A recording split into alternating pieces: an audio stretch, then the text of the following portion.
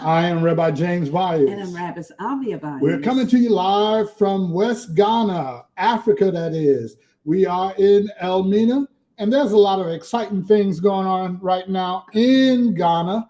There is the Panafest celebration of the return home. Mm-hmm. So there's diaspora. A lot of activity that is going through. Mm-hmm.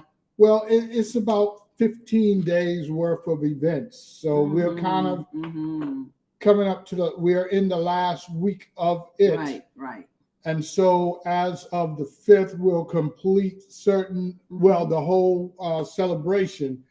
But it's been a truly wonderful celebration of the diaspora and Ghanaians coming together, not only Ghanaians, but people from around the world and other countries of Africa. In Africa, right. So it is a wonderful thing as everyone is coming together with one thought in mind, is to unite by our history, our past experiences. And by the continent, and by who we are as a people, as Africans. Right. Yeah, so the awesome thing is we are able to identify with those descendants and ancestors who didn't make it, and those who had the resilience and did.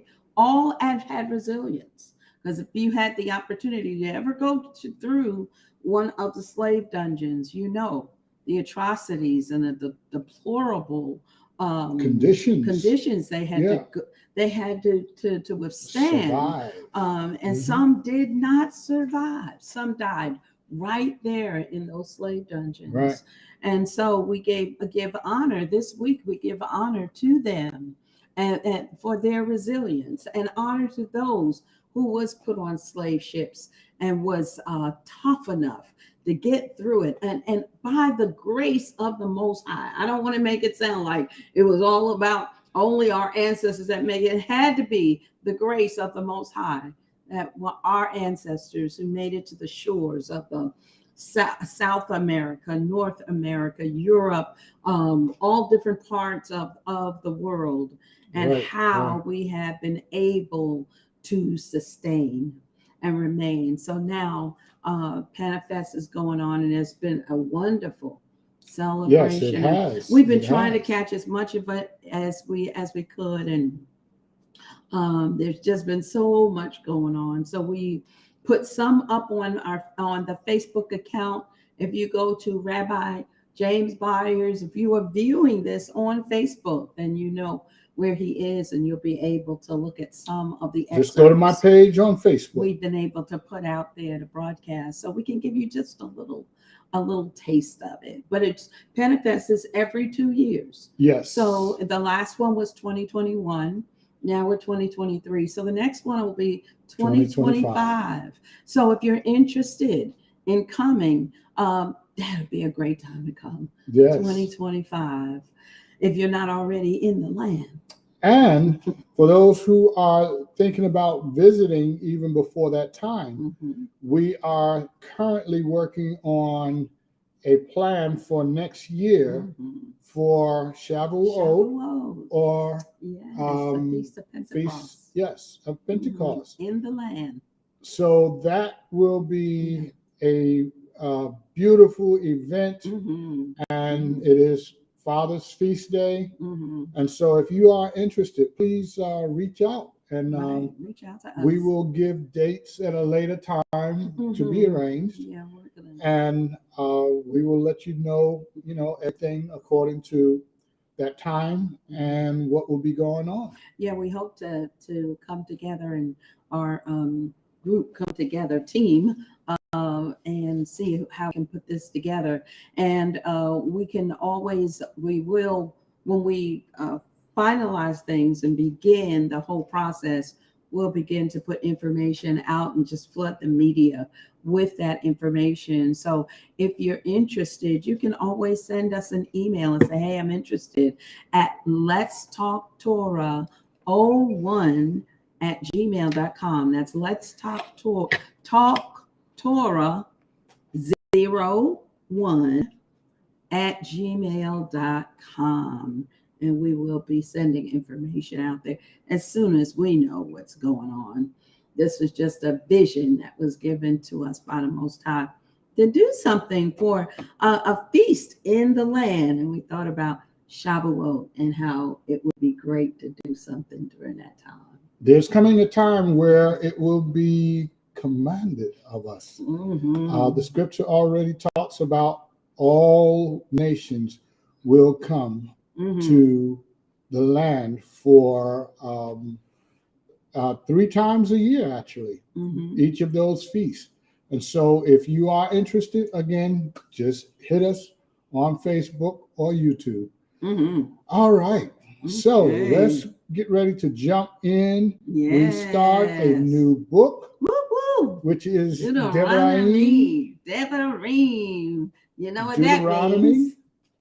We're close. That means that Sukkot will be coming up in a few short weeks. Yes. Once we get excited when we get into Devarim or Deuteronomy. It always signals that's close right. to the end of the year. Absolutely. The feast days, the fall feast are upon us. So we're excited about that.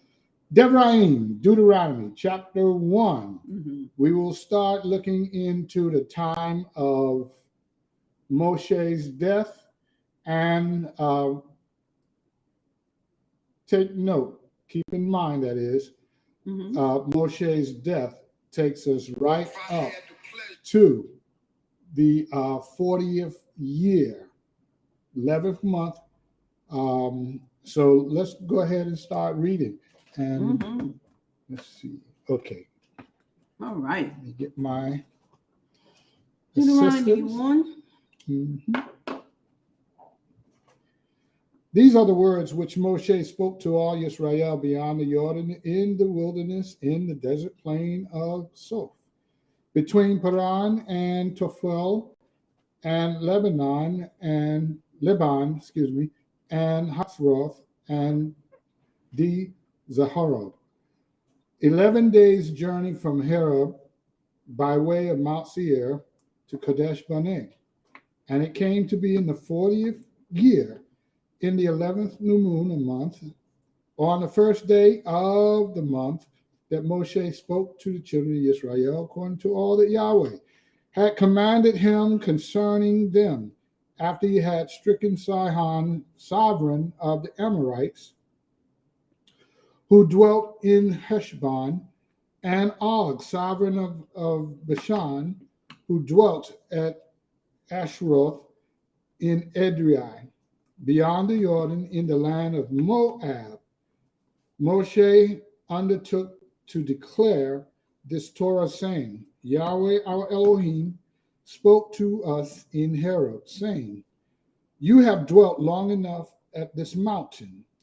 Turn and set out on your way and go into the mountains of the Amorites, and to all the neighboring places in the desert plain, in the mountains and in the low countries, Negev, and on the sea coast to the land of the Canaanites, and to Lebanon, as far as the great river, the river Euphrates. See, I have set the land before you. Go in and possess the land which Yahweh swore to your fathers, to Abraham, to Yishak, and to Yaakov, to give to them and their seed after them. And I spoke to you at that time, saying, I am unable to bear you by myself. Yahweh your Elohim has increased you, and see, you are today as numerous as the stars of the heavens. Yahweh Elohim of our fathers is going to add to you 1,000 times more than you are, and bless you as he has spoken to you. Verse 12. How do I bear your pressure and your burden and your strife by myself? Choose men, wise and understanding, known to your tribes, and let me appoint them as your heads. And you answer me and said, The words which you have spoken to us to do is good. And I took the heads of your tribes, wise men and known, and made them heads over you, leaders of thousands, leaders of hundreds, leaders of fifties, and leaders of tens, and officers for your tribes.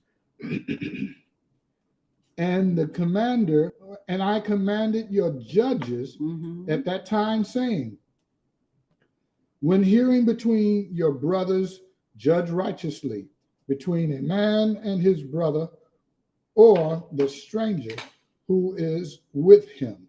Verse 17. Do not show partiality in right ruling. Hear the small as well as the great matters. Do not be afraid of anyone's face, for the right ruling belongs to Yahweh, Elohim. And the case which is too hard for you, bring it to me, and I shall hear it. And I commanded you at that time all the words which you should do. 19. Then we set out from Horeb and went through all the great and awesome wilderness which you saw on the way to the mountains of the Amorites, as Yahweh our Elohim had commanded us. And we came to Kadesh Barnea. And I said to you, you have come to this mountain, or the mountain of the Amorites, which Yahweh our Elohim is giving us. See, Yahweh your Elohim has set the land before you. Go up and possess it, as Yahweh Elohim of our fathers has spoken to you. Do not fear nor be discouraged.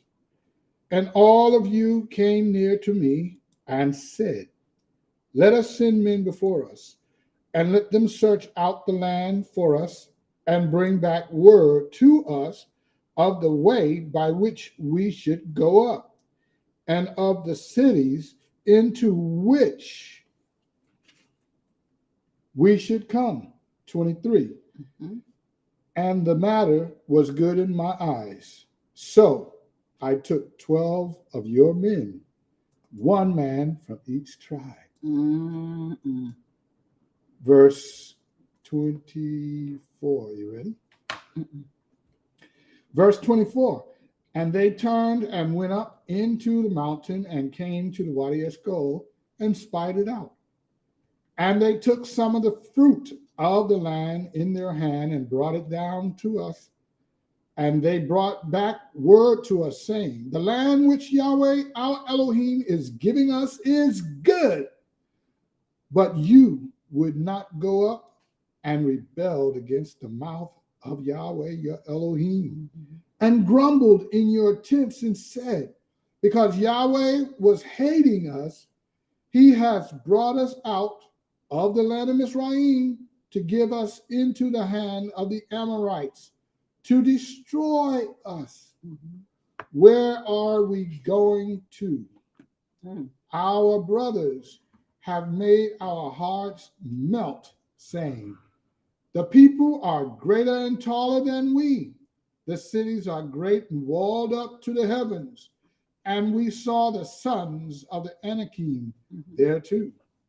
29. Then I said to you, have no dread or fear of them.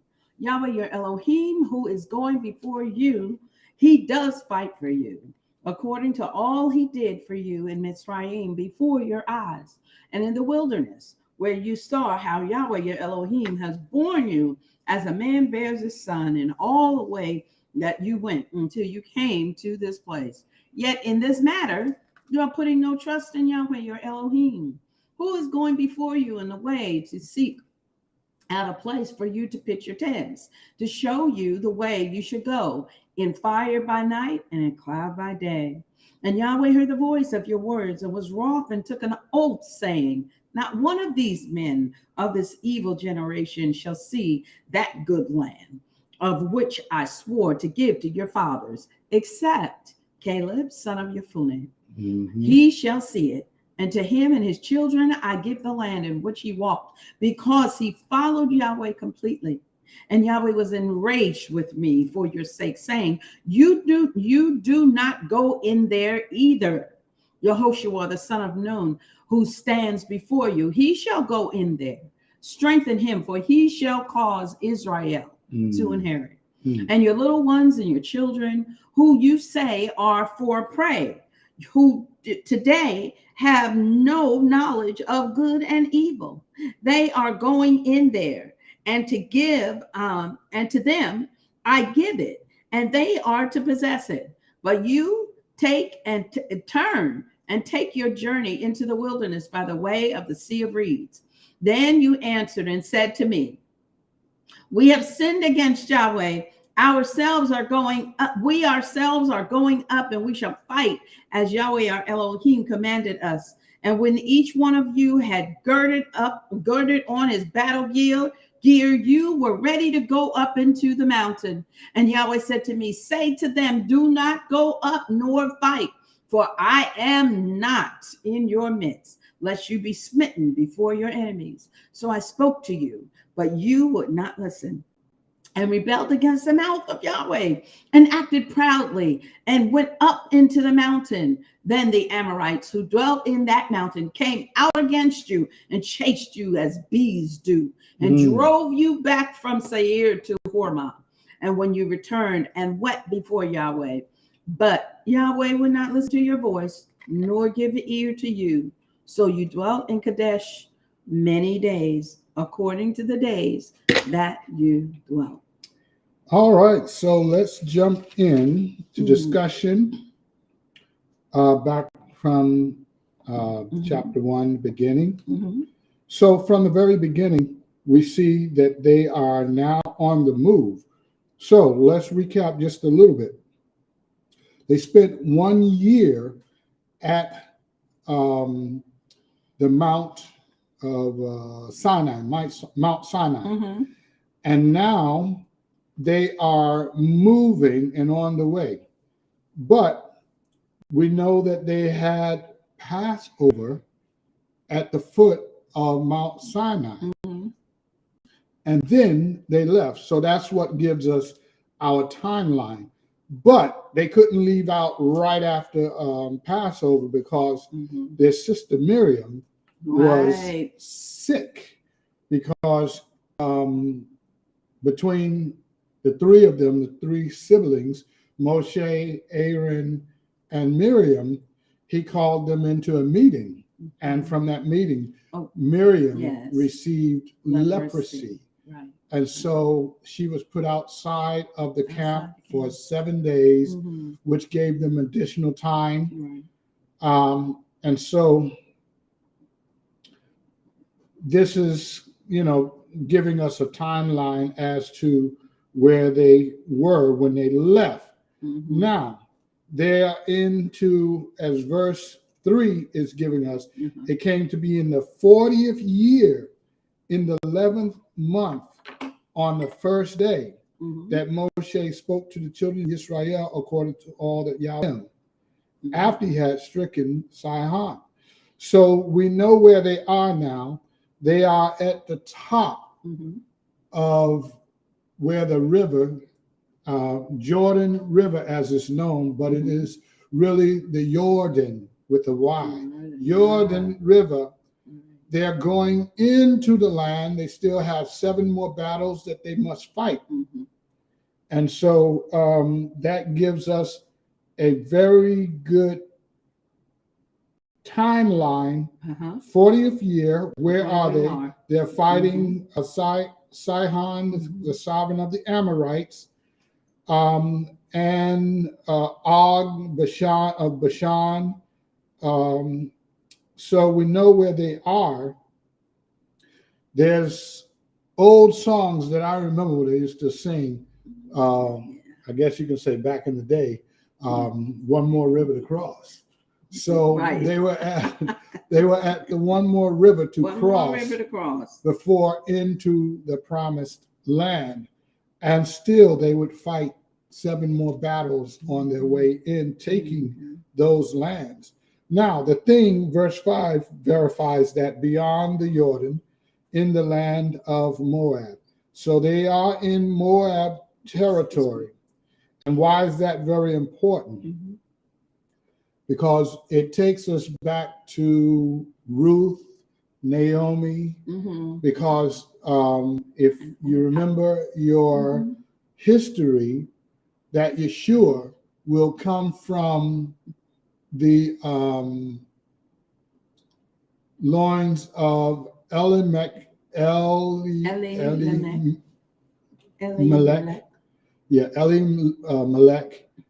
and Naomi. Yeah. And so then we know that Ruth is, I think it's about no more than 4 generations away from Yeshua's birth. Matter of fact, there's Obed, Obed, Jesse, and then, wait a minute, I'm too far in. I'm actually with David during that time, because there's 14 generations from David to Yeshua. But then from David, I counted up from Perez, which is, and I know this is a lot of details here, but Perez, who is the son, the twin and son of Yehuda, Tamar and Yehuda. And so there's a whole story there, which now connects us to Moab, Canaan. As it deals with, yes, but Canaan, but then later on it will deal with Moab, because Ruth is called a Moabitess, and which is misinterpreted, because remember, there's one point where the mother-in-law said, "You two women go back to your mother's house." And if they were already in the land of Moab, to leave and go to another land, of which one of the sisters did go, which was Orpah. She did go to her mother's land, and it says to their gods. And then Ruth was also encouraged that she would go back to her mother's land and their gods. But the very significant thing in this scenario, in Ruth events, was she declared an oath: where you go, I go. Where you die, there I will die. Your God will be my God. Your people will be my people.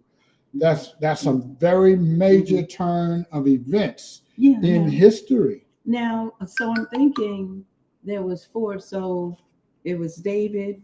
David's father is Jesse or Yeshai. And then Yeshai's father was Obed, wasn't it? And then there was Ruth. Right. So Boaz, and Ruth. Right. In there. So I remembered it was 4.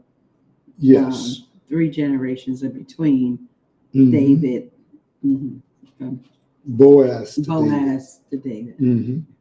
So why did I bring all of that up? Because verse 5, beyond the Jordan, in the land of Moab, Moshe undertook to declare this Torah, saying, Yahweh our Elohim spoke to us in Horeb, saying, you have dwelt long enough at this mountain. So in the land of Moab is a deep story, and there's a seed planted there.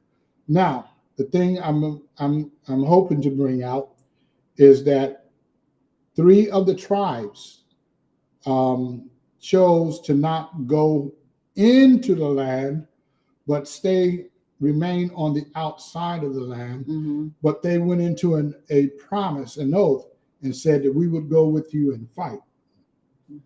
They left their women and children, livestock in Moab. Very important. So it was right across on the other side of Jordan. Exactly. And this is why it's important, because it speaks to the future in several different ways. In one, that the sons all went in to the promised land to fight, all 12. But 3 of them came back out, had built houses, enclosures, families, everything. Yeah, they left their families there. That was Reuben, Gad, and part of Manasseh. Manasseh. Yes. And if Moab, the Moabites, were still alive in this area, the women were left unprotected. Right. And the children and all of their livestock. So it's apparent that they weren't left there in that area because they felt comfortable enough to leave. Now, are you going back to Ruth? I'm going back to Reuben, Gad, Manasseh. Okay, so those 3, they did feel comfortable to go in and fight the battles, leaving their wives and children along with their livestock. And that's because they had already defeated those who were in the land, which was Moab. And again, later on, we know that Ruth, who is called the Moabitess, comes up later on. So this is very important when you're connecting genealogy and looking at that. So I thought I would bring that out because verse 5 really, begs the question: well, why would they bring out Moab when Moab was enemy against Moshe? All right, so looking at verse 7 says, they turned and went into the mountains of the Amorites, and in the mountains, kind of condensing the lowlands in Negev, the coast, and to the land of Canaan, to Lebanon, as far as the great river, the river Euphrates. Once again, another very important landmark, because Euphrates is a part of end time, also be dried up, as the scripture says, to bring the armies from the north, south, different places that will then go in and fight against Israel. Israel must fall, and once Israel falls, it will be restored to the rightful inheritance. Hallelujah. Israel, the kingdom, all 12 tribes. Hallelujah. So that's important. Very important. And here, verse 11, verse 10, Yahweh your Elohim has increased you, and see, you are today as numerous as the stars of the heavens. Yahweh Elohim of our fathers is going to add to you 1,000 times more than you are right now, and bless you as he has spoken to you. So Moshe is a little bit worried. You are as the stars now. And that's not it. He's going to bless you 1,000 times more. And so what is the message here? Yahweh made a promise to Abraham that your seed would be as the stars of the sky, sand of the sea. And so we see that being fulfilled right here, as well as the second part, which is 1,000 times more. So that means you multiply 12 tribes times 1,000. That gives you 12,000 of each tribe. So that is Revelation chapter 7 as well as chapter 14, where we read about the 144,000, which is also 12 times 12 and has been multiplied 1,000 times, which is now 144,000. So the identity is locked in the promise and the events of the past. So as we were studying today, we were looking at a certain contract, what is known as asiento contract or trade. And that is, if you care to look it up, look up 1713 Asiento trade. And what you will find is 300, a little more than 300 years ago, you had Britain, Spain, Dutch, and I think one or two others. The Catholic Church came in. Yes, the Catholic Church was actually the head, and they kind of coordinated everything. Yeah, so it's called the Asiento de Negros. This was a contract to distribute around the world 144,000 Africans, slaves to build that's right, the continents of every country that took on this contract. So it was to anyone who wanted to get free help, but the help of the slaves, that is free labor. Yes. But it was a contract, of course, and paid to the church, which was now into the slave trade as a business. And that is just only the evidence. So if you go back to 1619 to 2019, you can conclude the 400-year period of time with proof.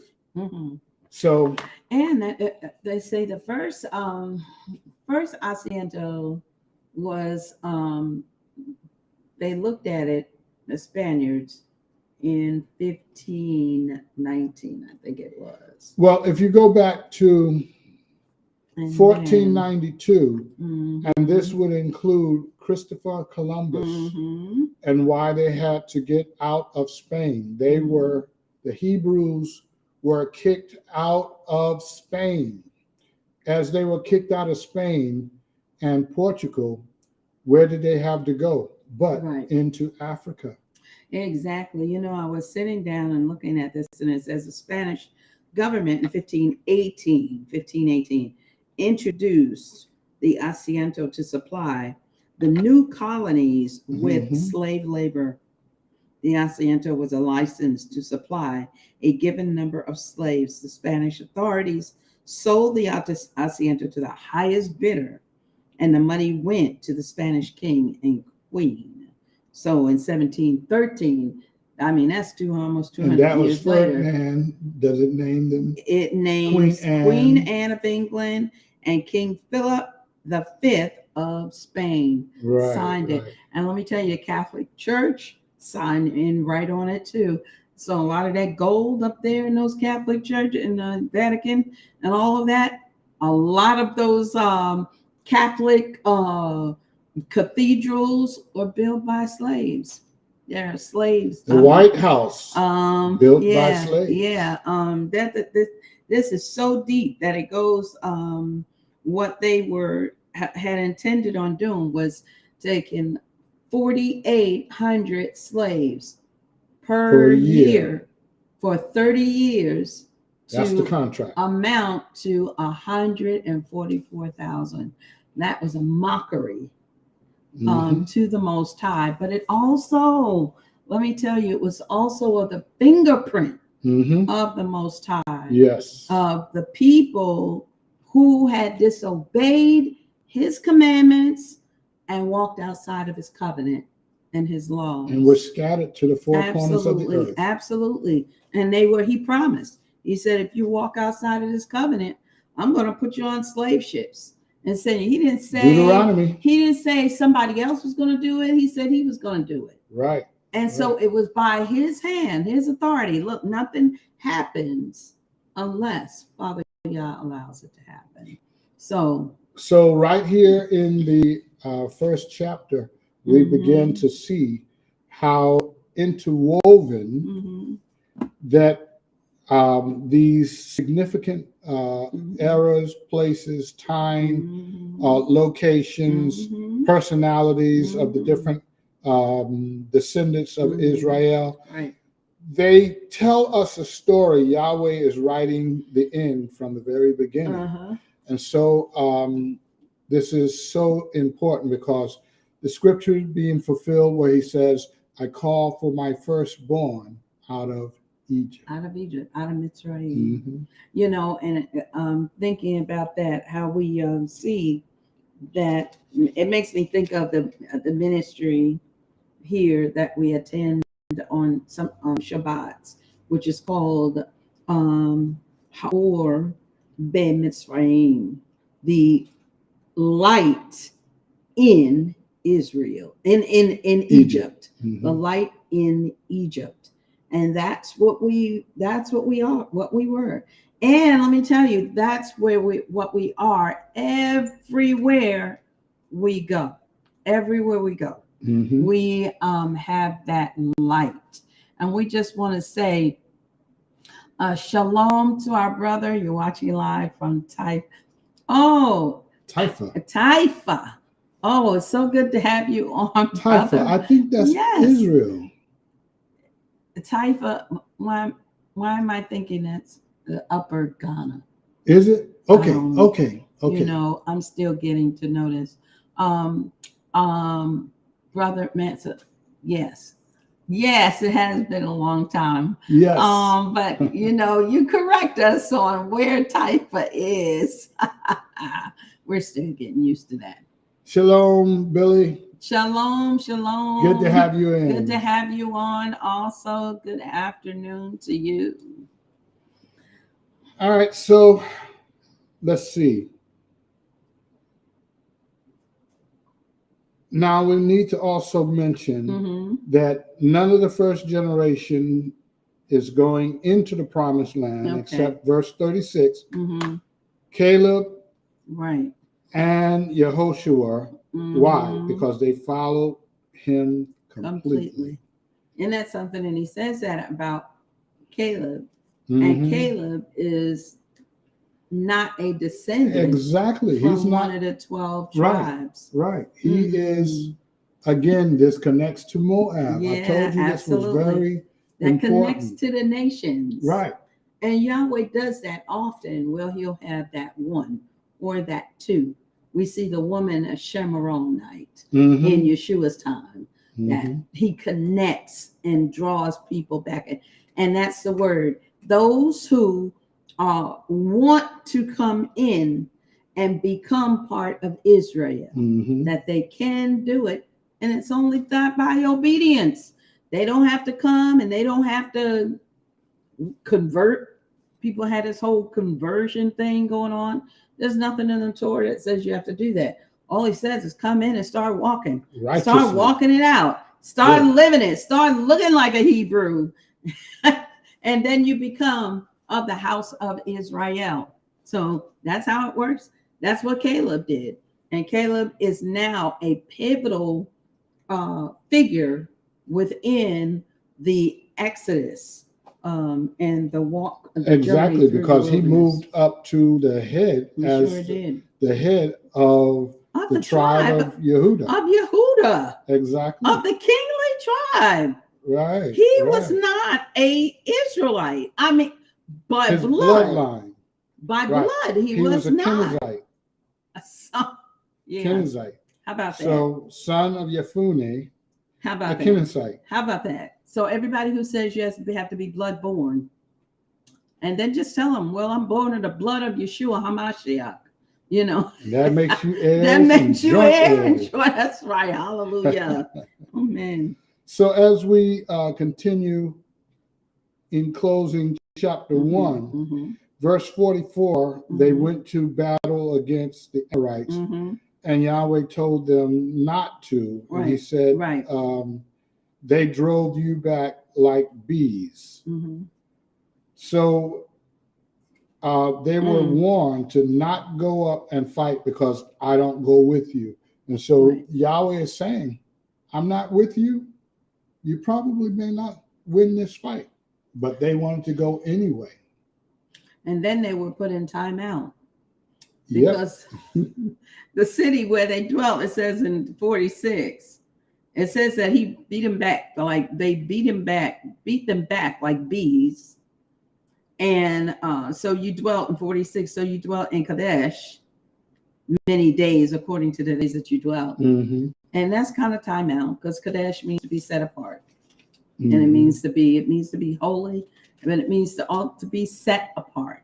So he set you apart because of that.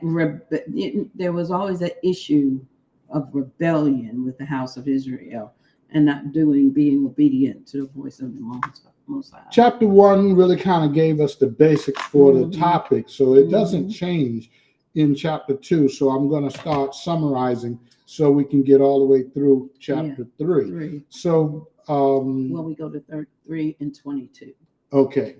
So chapter 2 starts, then we turn and set out into the wilderness in the way of the sea of reeds, as Yahweh spoke to me, and we went around Mount Seir many days. And Yahweh spoke to me, saying, you have gone around this mountain long enough, turn northwards, and commanded the people, saying, you are about to pass over into the border of your brothers, the descendants of Esau, who lived in Seir, and they are afraid of you. So be on your guard. So here is a excuse me, a warning as they get ready to meet up with Esau. The line or lineage of Esau that also multiplied. And so the descendants of Esau, as they became bitter enemies, according to scriptural text. And before I get to that point, let me go back to verse 1, where it gives the location, Sea of Reeds. Now, in the King James, it would say what? The Red Sea. But for that to be changed, it's all a matter of dropping one of the E's. So instead of REEDS, they use RED. So you can thank the church for that, because they really renamed everything and everybody. And if you don't use the original names, you're going to lose a lot of pertinent information that is within the names of the people, names of the location, time, everything. And you know, if you go back, it's really we're not talking about the church now. We're talking about King James, who helped to establish the writings, had brought in interpreters and linguists, and sometimes there were issues with agendas. So some of the words were finagled a little bit so that their agenda would be fulfilled. So in other words, if you say the Red Sea, where is the Red Sea? And is it red? Is that why it's called Red Sea? And if you don't know or can't find on the map where there is a actual Red Sea that looks red, then the other option is to look for the Sea of Reeds, why it is named such. And there you have a location as to where they were and where they crossed. Because remember, going back to the time of Moses, he was put into a basket along the Sea of Reeds. So it's very important to keep these timelines and events aligned. You know, and I was just looking at something at Mount Horeb. Not Mount Horeb, Mount Seir. That mount is where it was the inhabitants of Edom, the Edomites. Right, which is Esau. Yeah. Yeah. Yeah. Yeah, that's what we just read. Right. I know. I don't know why I never connected that before. And we did just read it. But that's what happens when you study the Torah. Sometime 20 years later, you see something you didn't see before. But yeah, I did not. Yeah, and this land, Esau, yeah. This land That's is also promised for the future, for a certain portion of Israel. Yeah. This will become their land. So Edom, Esau, that land will be then inherited by Jacob's descendants. And look how it has still. After Jacob and Esau parted ways, Esau had a fear for Jacob. And it wasn't because Jacob was so mighty and whatever, all powerful, but it was because the messengers of Yahweh came down and was going to do war with Esau and his men. So he put a fear in Esau that transcended down through this time.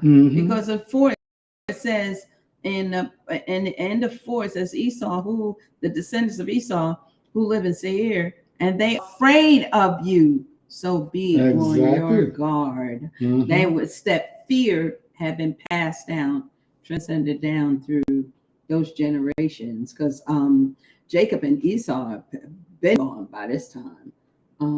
So I think that's interesting that fear was still there. And so as they are afraid of them, verse 5 gives us instructions, says, do not strive with them, for I do not give you any of their land. Not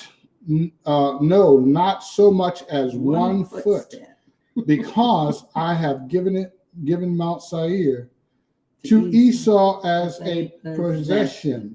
So it was not to be given to him at that point and time. Now, why is that important? Once again, as Esau is Edom, and we know that when Yeshua returns, according to Isaiah chapter 63, wage war with the inhabitants of Edom. Or Esau. And the name of the word Seir, means hairy. Remember, Esau was hairy. Right. That's a good point. Because that goes back to the issue where the mother had to have Yaakov put on skin that had hair to deceive the father to get the blessing. So so that's beautiful, because it's consistent with giving us events, people, different things that withstand time. So moving past that to verse 9, it says, and Yahweh said to me, do not distress the Moab, nor stir yourself up against them in battle. For I do not give you any of their land as a possession, because I have given it to the descendants of Lot as a possession. Again, he's saying, do not stir yourself against certain people. Why is this important? Again, because we have 3 tribes, as well as the other tribes, who will go to war with those whom Yahweh direct them to, and those who he said do not fight against. They have been given this land as an inheritance. But then, as we will continue and we will see, something is going to happen, and Yahweh said, you know what? Now, go in and distress them, or take their land. The reason he says this, and we'll read it, is that because they came out against Israel, and they gave good reason for them to defend themselves, and because you have come against us, now you have forfeited your inheritance, because you fought against Yahweh's chosen. let's look at verse 11. Mm-hmm. They were also reckoned as, verse 10, then the Emites, Mm-hmm. who dwelt there formerly, a group of people as great and numerous and tall as the Anakim. Mm-hmm. They also reckoned as Rephaim, like the Anakim, but the Moabites called them Emites. So look at how the different names of the different people come into play here. And they're going in, and as they go in, they're cleaning house, because they got to leave their families in these places. And look how Moab comes up again. So verse 12, bringing the Horites, formerly who dwelt in Seir, but the descendants of Esau dispossessed them and destroyed them. So for the work that the descendants of Esau did, they cleaned it up from the Horites, and this became theirs, and Yahweh gave it to them as a possession. Right. So this is why he started out by saying, don't I'm not go giving against you them. one footstep of their land. That's Esau's possession. Mm-hmm. Verse 13, now rise up, pass over the Wadi Zered. So we pass over the Wadi Zered, and the time we took to come from Kadesh Barnea until we passed over the Wadi Zered was 38 years, until all the generation of men of battle was consumed from the midst of the camp, as Yahweh had sworn to them. So the men of men of battle wanted to make sure that it was very specific, was consumed, and they had died out. So by the 38th year, notice we're going back a couple of years, that they defeated the Amorites, and they defeated Moab, all of them. So when they leave their families there at the 40th year, it's already been cleansed 2 years earlier. So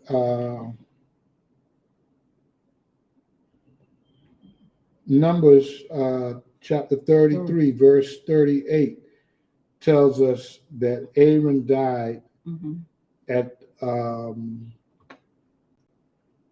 that point, and this was the 40th year in the 5th month, on the first day, I think it was. And so what we're reading about now, when we do this flashback in verse 14, is back to the 38th year that they, and I'll read that part again.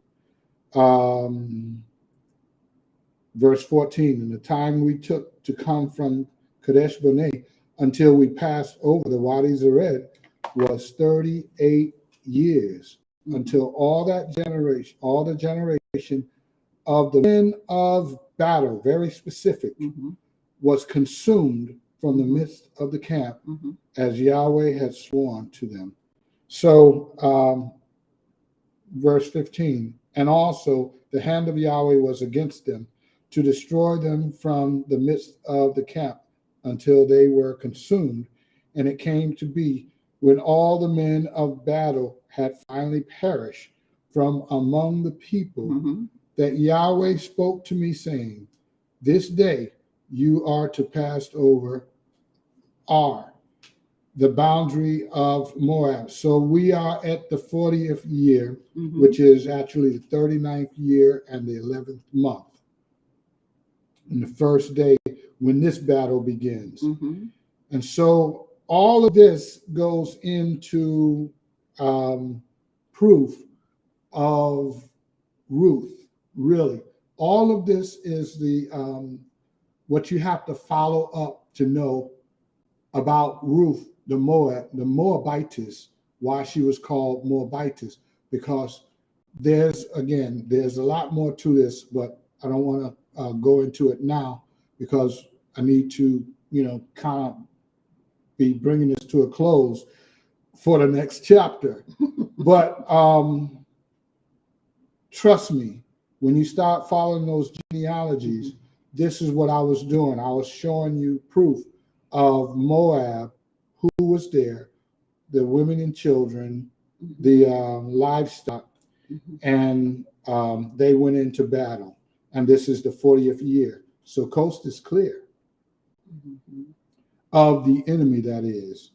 And there is still another part of Moab that was below the river of Arnon.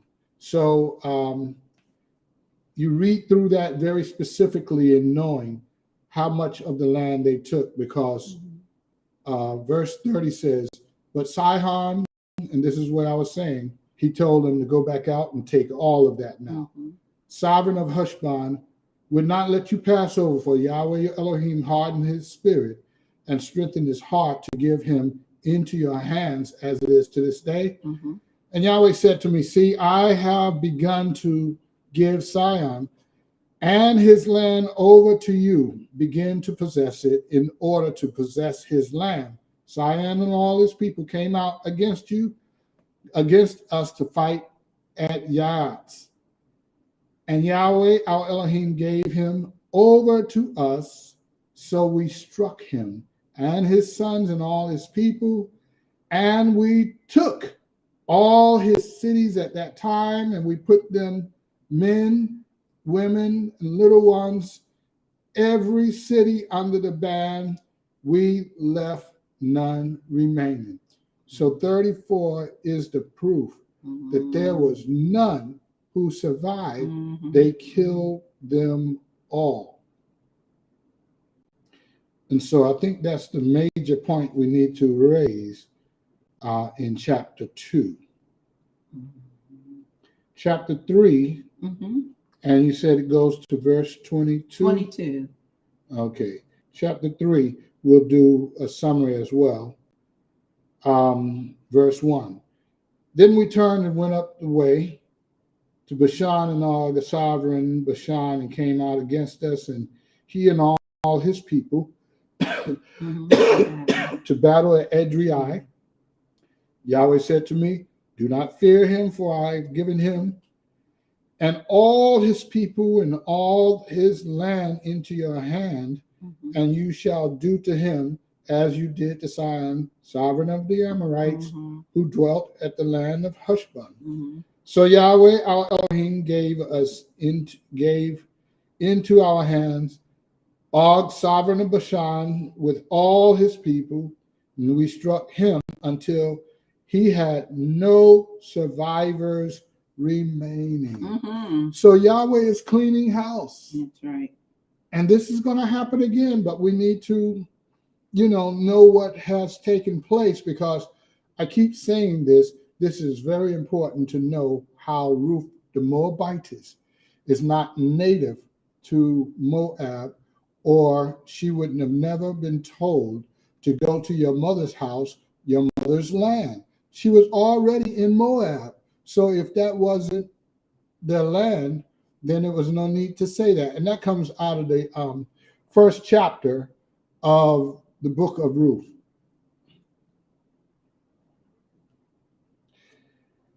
Let's see. Okay, so we know they're fighting these battles and these wars. So verse 12 tells us how far they begin to grab land. And this land which you possess. Okay, yes. Taifa is in Accra. And this land which we possess at that time from Erah, which is by the Wadi Arnon, and half the mountain of Gilead and its city, I gave to Reubenites and to Gad, and the rest of Gilead, and all of Bashan. The reign of Og I gave to the half tribe of Manasseh, all the district of Argob, with all Bashan, called the land of the Rephites. So what this brings us is what was given to them on the other side of of the Jordan River, Mm-hmm. which goes back down to the Wadi or the Arnon River. So that tells you how far they went backwards to fight back up, going north to the river of Jordan, clearing all of that out. Mm-hmm. And this was again given to the 3 tribes outside of the promised land. Mm-hmm. Mm-hmm. So pretty much, I think that really brings us to, I'll read verse 19 so we can see. 18. We'll 18. start at 18. Go ahead. And I commanded you at that time, saying, Yahweh your Elohim has given you this land to possess.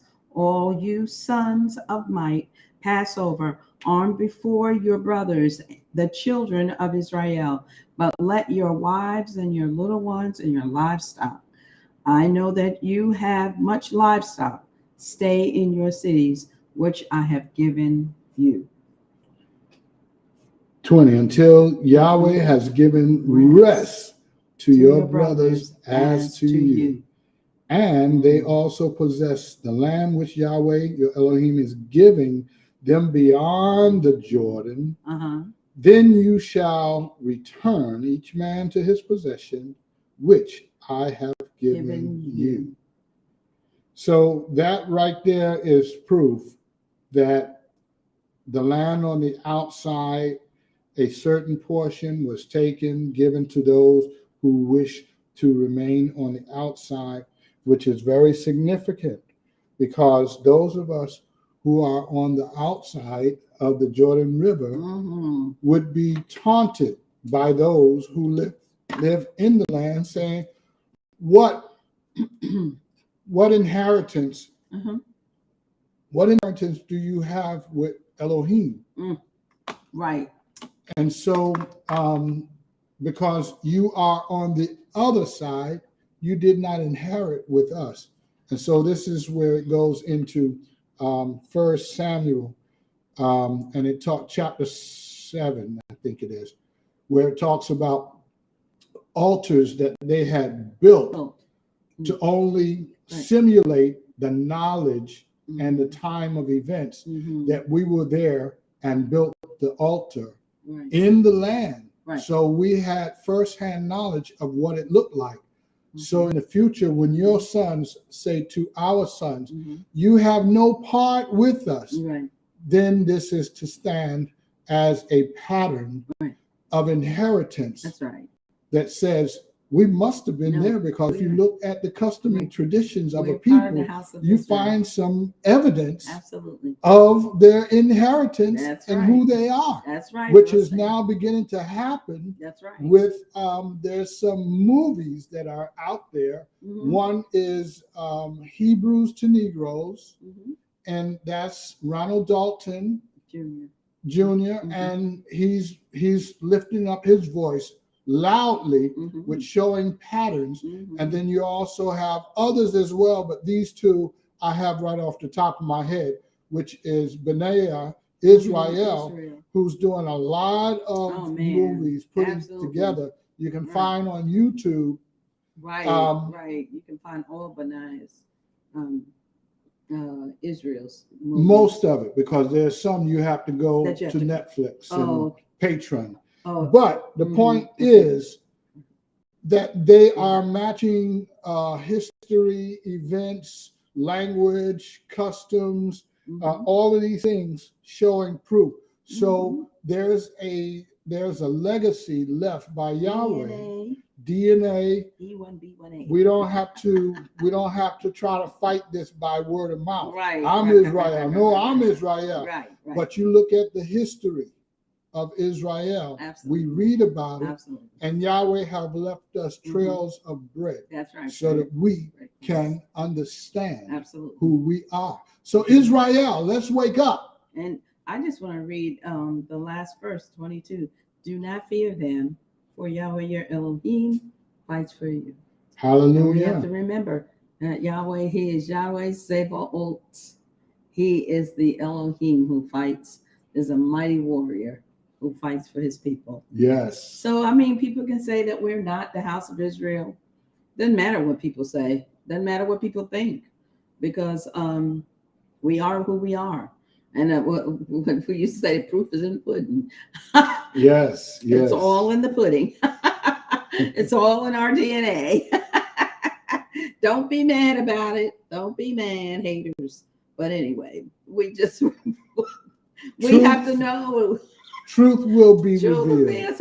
And it's being established by 2 and 3. It's happening. Oh, now. Father has given so many witnesses. It's more than 2 or 3 witnesses at this point. Yes. So we just continue to maintain and praise Father Yah for our brothers who are out there, you know, putting that information, and sisters who are out there putting that information out there, that we are of the house of Israel. And now we even have countries of people saying, we know we're the house of Israel. The Asante people here, right in Ghana, that they live have up proclaimed. in Asebu. Yes. They proclaim, we are the house of Israel. We go and ride through, going to Accra, and we pass through Moree, spelled Moree, and that we know that the history, they have historians that tell the history of their people coming out of Mitzrayim and settling in Moree. Right there. I mean, right up the street, right up the road from Elmina, from Cape Coast.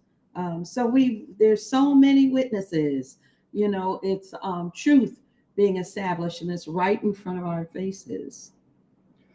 So I think this is a good place to conclude. Mm-hmm. So we'd like to say to everyone, thank you for following us on another edition of Let's Talk Torah. Shalom, everyone. Shalom, everyone. Have a great week. Shabbat Tov.